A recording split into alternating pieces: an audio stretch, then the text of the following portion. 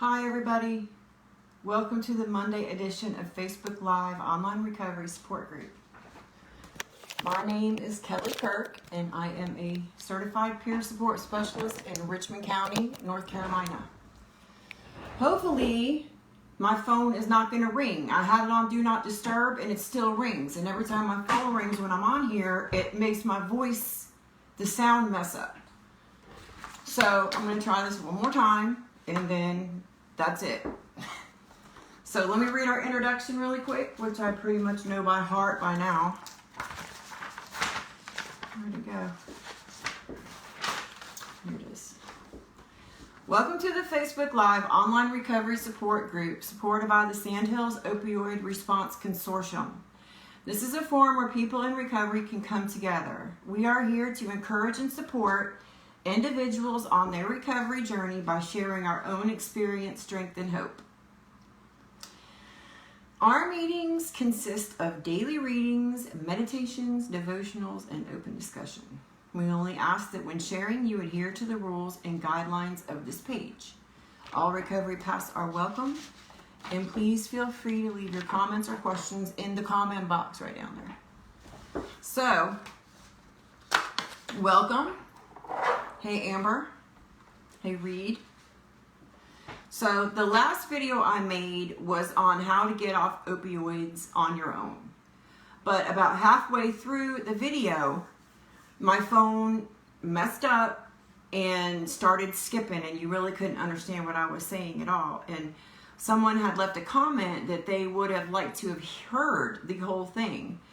And, they said they got a lot out of it, but, my voice started skipping, and so they didn't get to hear the whole thing. So I said that I would make a part 2.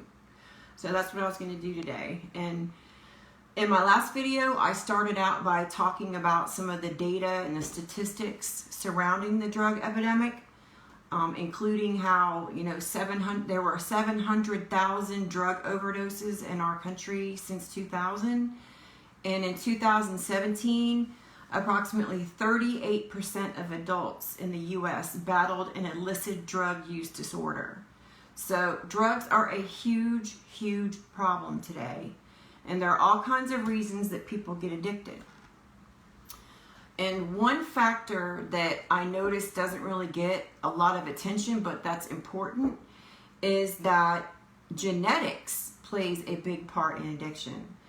If you have aunts and uncles and cousins that drink or have an alcohol problem and have a drug problem, you are more likely than the average person to become addicted yourself. It kind of runs in the family. It's in the genetic makeup. So you just have to be careful of that and keep that in mind. But family studies suggest that as many as half of a person's risk of becoming addicted to drugs depends on his or her genetic makeup. So that's a big part of it. But yeah, I think the bottom line here is that drugs are dangerous, and when someone starts dabbling in drugs, they are really playing with fire for their own lives. And then once you do get addicted, it is not easy to get off. But like I was talking about last time, there are ways to get off. And, I was talking last time about going cold turkey and all about the withdrawal symptoms that you experience. And I talked about some of the things that you can do to ease those symptoms and kind of get yourself through it, although it can be dangerous. So you should definitely talk to your doctor about it beforehand. But there really is just that one thing that a person needs to stop using, and that's the desire to stop. You can't force anybody. You can't, bribe them or threaten them or tell them, if you loved me, you'd quit, because it's not even about that. They have to want it. But once they do want it, that's when they're going to enter into the hard part of it, which is getting off the drugs initially. And the last time I talked about some of those ways, including getting help and going into rehab. I talked about it initially, I didn't go into it, but some of the ways is to go into rehab, go into detox, or get involved with the 12-step program. Whichever, avenue you choose, the first step is always stopping. So, like I was talking about last time, there's basically 3 ways to get off the drugs. One would be go cold turkey. The second way would be go to detox, or the third way, which I'm going to elaborate on more, is to taper yourself down. And that's a gentler way than going cold turkey. And you can do it at home. And it basically means, to taper means that you're going to start out taking the amount you've been taking. And then you're going to slowly, over time, start taking less and less and less, so that it's not such a shock to your system, that you just like stop one day and your chemicals and everything is all out of whack because you just stopped cold turkey. So if you're going to do this, you really should make a plan before you start, and have someone that, there's this gnat in here, it's driving me nuts. But you should have somebody that can partner with you, and that's going to be on your side. You really have to have that. But depending on how much of a supply you have left, you may need to get more to properly taper yourself down. The idea is to do less and less each day. So, for example, if you're taking pain pills, the first day, if you normally take, like 6 or 7 a day, maybe that first day take the 6, and then the next day take 5, right? And then maybe when you get down to 4, you take 4 a day for a few days, right? And then maybe you switch to 3, and then you do the 3 for a few days. And that way you're still getting it in your system, but you're just gradually, very slowly, and how many you have left or whatever you can afford or whatever is going to determine how many days. But you want to try to stretch it out and make the days even, so that over time, you're taking less and less. And maybe towards the end, you're taking 2 a day, then 1 a day, and then maybe a half. And then maybe for, a couple of days, you're taking a quarter and then a tiny piece. And then that way, when it's gone, and the day that it's all gone, your mind and your body are accustomed to the lower dose, and it's easier to transition to taking none. And I think gradually stepping down is the smart, sensible way to transition off of, to wean yourself off of whatever, opioids you're taking. But it's really important, like I said, to have a partner in this, because, people that struggle with addiction also struggle with impulse control. And that in the beginning, when your body's really craving the drugs, you're going to be going to that person. Oh, I forgot to mention, make sure the other person is holding your supply. And that way they can dole it out to you. And make an agreement with them beforehand that no matter what you say or how much you beg or threaten them, they're only going to give you the amount that you guys agreed on. And that way, they are there to be that safeguard where you can't just give up and go take a whole bunch more. And it may even be a good idea to talk to your doctor about your plan ahead of time, so that they can support you in that. And, come to an agreement in the beginning that no matter what you do or what you say, this person's going to give you the amount that you agreed on. That's really important. And they're doing it for your own good, So that's a gentle, safe way. But not everyone is going to be able to stick to that plan when the going gets tough. You know what I mean? So let's talk about a couple other options, too, to get yourself off of opioids. Medical professionals will tell you that going into treatment is going to be the best way to begin your recovery. And whether or not you have health insurance is going to be a factor in how many options you have. If you don't have health insurance, your options are going to be, more limited. But there are places out there. You just have to dig on the internet.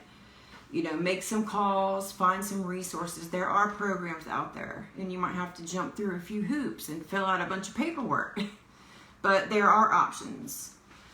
So the other option I did not talk about yet is detox.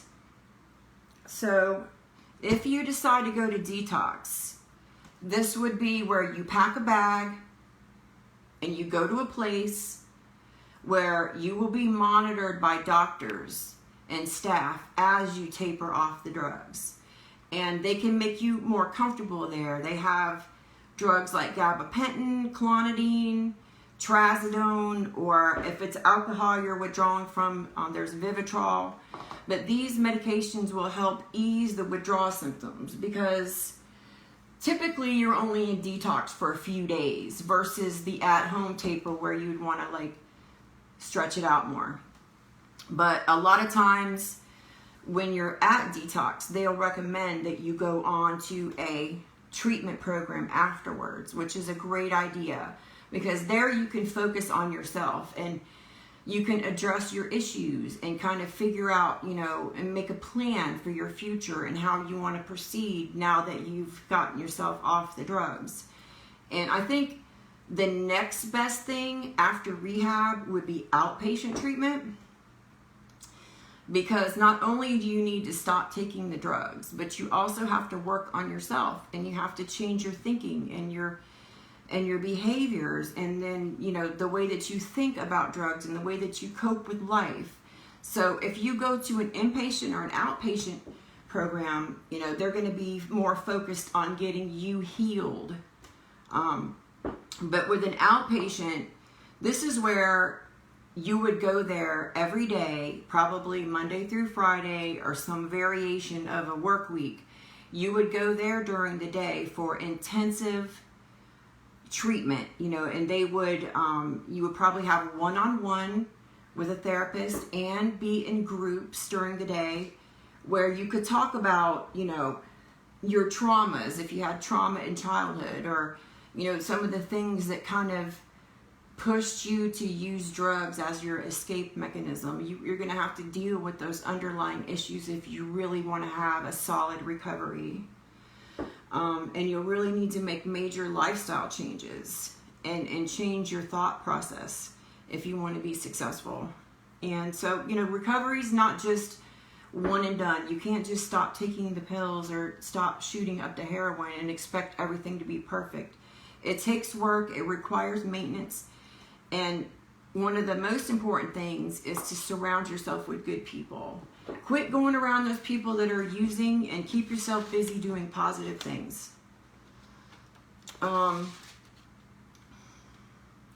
Another good option is medicated assisted treatment, which is usually either methadone or Suboxone. And I personally don't really recommend methadone as my first choice. And that's because you can get high off methadone, and you will nod off if you're on methadone, and you will not be clear-minded, and you have to go to the methadone clinic every single day, you know, at least for like months and months. And when you're on methadone, they do not decrease your dose, they increase your dose. High dose. So, you know, by the time you're sick of that and ready to get on with your life, you have to taper back down all the way to the bottom. So methadone is a treatment option for medicated assisted treatment, but I don't think it's the best option personally. I think the best option would be Suboxone, and I can tell you from experience, this is a great way to get off opioids, but it's important to know that it's really only meant for long-term chronic opioid users. If you use pain pills some days, but other days you don't need pain pills, this is not for you. This is for people that are shooting up every day, that get sick when they're out of their medicine, that are taking pills hand over fist. This is for these folks. So it's for 24/7 users. And Suboxone basically has two main ingredients. The first one is buprenorphine. And this is a safe, low-dose opioid. And then the other ingredient is a blocker that's called naloxone. And this blocker is put in there because it's a deterrent. So it will cause you to get very sick if you were to take an opioid while you're on Suboxone. And I hear a lot of people say that, oh, I can't take Suboxone, it makes me sick, it gives me a headache. And I always ask them the same thing. I bet you took that Suboxone too close to when you did drugs, because that blocker's in there, and if you take a Suboxone when you shot up 2 hours ago, it's going to conflict and it's going to make you sick. So you need, that's why they, in the beginning when they gave out Suboxone, you had to be in full-blown withdrawal because they wanted to avoid there being any opioids left in your system so that blocker wouldn't interact. But yeah, if you do take Suboxone, make sure it's been a long enough, maybe a whole day since you did anything else.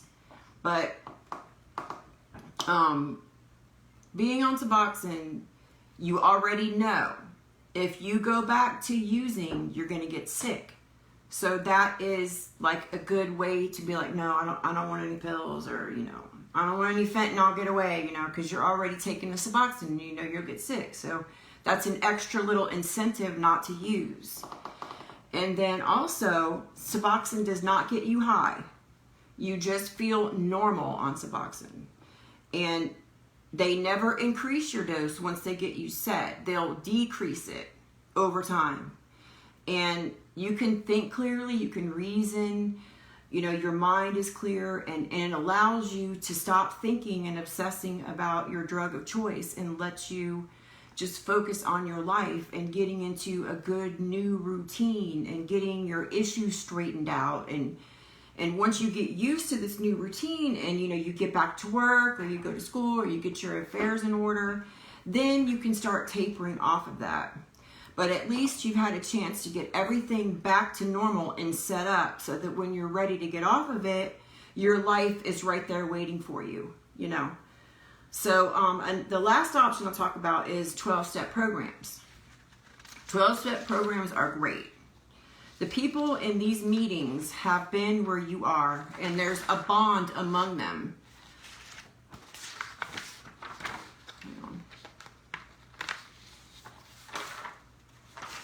So basically, 12-step program is 12 steps.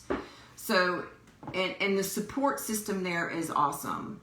Everyone, will share, and it's very intimate. And you can get a lot out of it, and you do a lot of self-reflection and a lot of self-discovery and digging and making amends and finding your higher power. It's deep, so, and for a lot of people, it becomes a lifestyle or a lifeline, and they always set you up with a sponsor. So that would be somebody that's ahead of you in recovery. They're very stable, and you would call them anytime you have any problems, or check in with them every day, whatever you set up with this person. And that way you've got a lifeline and you've got a support system. So, there are a lot of good options for getting off of opioids or drugs or alcohol. And it's important that you follow through and, make sure that you do it to the best of your ability so that it will stick, and so that's all I have for today. But if anybody has any questions, or they want to talk to me, just please instant message me. And I hope that you got something out of this, and I hope it was useful for you. So thank you for watching. Have a good night.